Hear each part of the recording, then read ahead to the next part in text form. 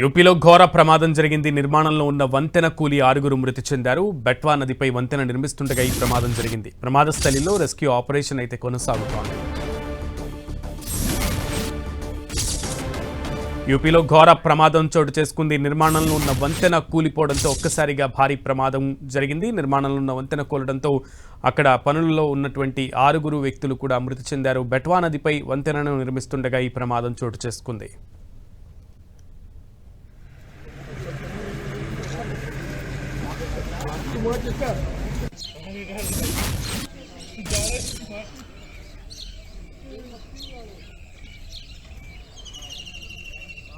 Right, యూపీలో ఘోర ప్రమాదం జరిగిన దృశ్యాలు మనం 10 టీవీ స్క్రీన్ మీద చూస్తున్నాం. సో నిర్మాణంలో ఉన్న బ్రిడ్జ్ ఒక్కసారిగా కూలిపోవడంతో ఆ ప్రమాదంలో 6గురు మృతి చెందినట్లుగా తెలుస్తోంది. గాయపడిన వారికి వెంటనే చికిత్సను అందిస్తున్నారు. మరోప్రక్క అధికారులు ఇప్పుడే ఆ ప్రదేశానికి వెళ్ళి పరిశీలిస్తున్నటువంటి దృశ్యాలు కూడా మనం చూస్తున్నాం. సో యూపీలో ఈ ప్రమాదానికి సంబంధించి అక్కడ అధికారులు క్లియర్గా విశ్లేషించుకుంటున్నారు. ప్రమాదానికి గల కారణాలు ఏంటి, ఎక్కడ లోపాలు తలెత్తాయి అనే దాని గురించి విచారణకి ఆదేశించినట్లుగా అయితే తెలుస్తోంది.